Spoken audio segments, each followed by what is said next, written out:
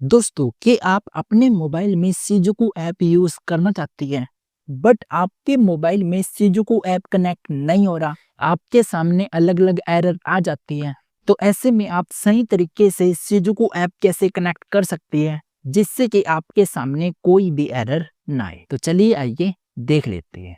Okay, तो सीजोकू app open करने पर हमारे सामने ये स्क्रीन आ जाती है। तो सबसे पहले आप यहाँ पे देख सकते हैं अभी यहाँ पे सीजोकू ऐप कनेक्टेड नहीं है।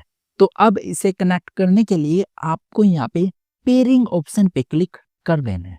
तो अभी आपके सामने यहाँ पे ये स्क्रीन आ जाएगी जहाँ पर आपको डेवलपर का ऑप्शन मिल रहा होगा। तो बस आपको यहाँ पे क्लिक कर देना है।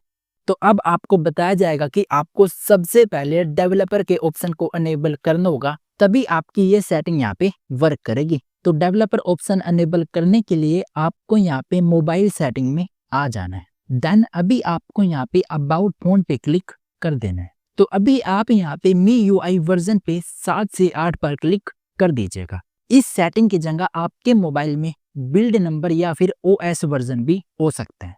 तो आपको उस पे 7 से 8 बार क्लिक करके डेवलपर ऑप्शन अनेबल कर लेना है। ठीक है, डेवलपर ऑप्शन अनेबल होने के बाद आपको दोबारा से सीजोकू ऐप में आ जाना है। तो अब आप यहाँ पे डेवलपर ऑप्शन पे क्लिक करेंगे तो आपके सामने डेवलपर ऑप्शन की सेटिंग ओपन हो जाएगी। तो अब आपको यहाँ पे नीचे की साइड आना है। तो आपको यहाँ पे डिबगिंग की कैटेगरी मिल जाएगी। तो इस कैटेगरी में आपको सभी सेटिंग करनी होगी। तो सबसे पहली सेटिंग है USB डिबगिंग। तो इस सेटिंग को आपको यहाँ पे अनेबल कर देना है। तो अनेबल करने के लिए हमें यहाँ पे 10 सेकंड वेट करना होगा। इसके बाद आपको यहाँ पे टर्म को एक्सेप्ट करके ओके पे क्लिक कर देना है। तो आपकी ये सेटिंग यहाँ पे अनेबल हो जाएगी। ठीक है, अब दूसरी सेटिंग करने के लिए आपको यहाँ पे वायरलेस डिबगिंग पे क्लिक कर देना है। तो अब आपको यहाँ पे वायरलेस डिबगिंग की सेटिंग अनेबल कर देनी है। और ध्यान रहे, वायरलेस डिबगिंग सेटिंग आपकी तभी अनेबल होगी जब आप वाईफाई से कनेक्ट होंगे। तो आपको किसी वाईफाई या फिर हॉटस्पॉट से कनेक्ट हो जाना है। ठीक है, तो मैं यहाँ पे पहले से ही वाईफाई से कनेक्ट हूँ, तो मैं इस सेटिंग को यहाँ पे अनेबल करने जाऊंगा। तो ये सेटिंग यहाँ पे अनेबल हो जाएगी। इसके बाद आप यहाँ पे pair device with pairing code पे क्लिक कर दीजिएगा। तो अभी आपके सामने यहाँ पे 6 डिजिट का कोड आ जाएगा। साथ ही ये कोड डालने का आपको यहाँ पे नोटिफिकेशन भी मिल जाएगा। तो अब आप इस कोड को यहाँ पे एंटर कर दीजिएगा। लेकिन अगर आप यहाँ पे कोड एंटर नहीं कर पा रहे हो, यहाँ पे पेयरिंग फेल्ड हो जाती है, तो अब इस प्रॉब्लम को सोल्व करने के लिए आपको यहाँ पे मोबाइल सेटिंग में आ जाना है और यहाँ पर आपको नीचे की साइड आ जाना है। इसके बाद आप यहाँ पे नोटिफिकेशन एंड कंट्रोल सेंटर पे क्लिक करेंगे। देन इसके बाद आपको यहाँ पे नोटिफिकेशन सेट पे क्लिक कर देना है। तो यहाँ पर आपकी ये सेटिंग MIUI पे सिलेक्ट होगी। इसे आपको यहाँ पे एंड्रॉइड पे सिलेक्ट कर लेना है। ठीक है, देन इसके बाद आप दोबारा से उसी इंटरफेस पे आएंगे। यहाँ पे कोड जनरेट कीजिए और अब आप इस कोड को एंटर करने जाएंगे तो आपके सामने कोई भी प्रॉब्लम नहीं आएगी। आप कोड यहाँ पे एंटर कर सकते हैं। बट किसी किसी बंदे को हो सकता है कि यहाँ पे नोटिफिकेशन ही ना आए। तो अब आपको सीजोकू ऐप के नोटिफिकेशन अनेबल करने होंगे ताकि आपको यहाँ पे कोड एंटर करने का ऑप्शन मिल सके।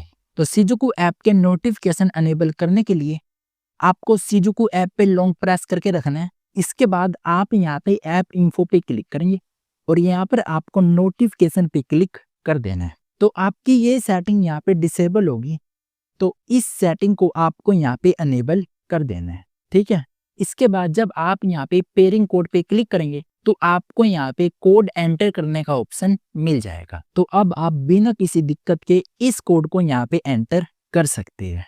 अभी आपको इस कोड को यहाँ पे सेंड कर देना है।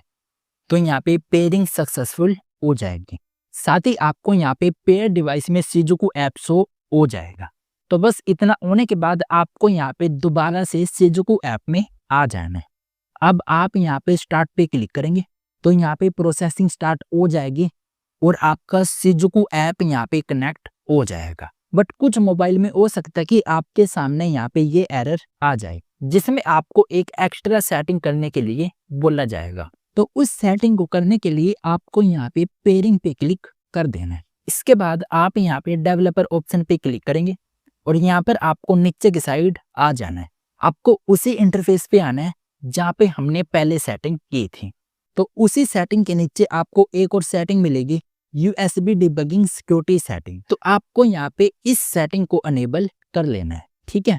और ध्यान रहे इस नेम की सेटिंग आपको Xiaomi, Poco, Redmi के मोबाइल में मिलेगी। अगर आपके पास Realme, Oppo, Vivo या कोई दूसरा मोबाइल है तो उन मोबाइल में आपको ये सेटिंग मिलेगी। तो आपको डेवलपर ऑप्शन में जाके ये सेटिंग अनेबल कर लेनी है, ठीक है। इसके बाद आप यहाँ पे Shijuku ऐप में आएंगे और अब आप यहाँ पे स्टार्ट पे क्लिक करेंगे तो आपका यहाँ पे Shijuku ऐप यहाँ पे कनेक्ट हो जाएगा। देख सकते हैं यहाँ पे Shijuku इज रनिंग लिखा हुआ आ चुका है। तो अब आपका Shijuku ऐप यहाँ पे कनेक्ट हो चुका है। बट अगर आपको स्टार्ट पे क्लिक करने पे यहाँ पे ये एरर आ जाता है तो इसे सोल्व करना भी बता देता हूँ। तो इसके लिए आप यहाँ पे डेवलपर ऑप्शन में जाएंगे और यहाँ पर आपको स्क्रॉल डाउन करना है और अब आपको यहाँ पे वायरलेस डिबगिंग की सेटिंग ओपन कर लेनी है और इसे आपको यहाँ पे ऑफ करके ऑन कर देना है, ठीक है। अब आप यहाँ पे बैक आएंगे तो आपकी Shijuku ऐप में प्रोसेसिंग स्टार्ट हो जाएगी और आपका Shijuku ऐप यहाँ पे कनेक्ट हो जाएगा। तो लो जी, Shijuku ऐप कनेक्ट करते समय आपको जितने भी एरर आते हैं उन सब का सोल्यूशन मैंने आपको यहाँ पे बता दिया है। तो इस वीडियो से आपके सभी एरर सॉल्व हो जाएंगे और आप इजीली अपने Shijuku ऐप को कनेक्ट कर सकते हैं।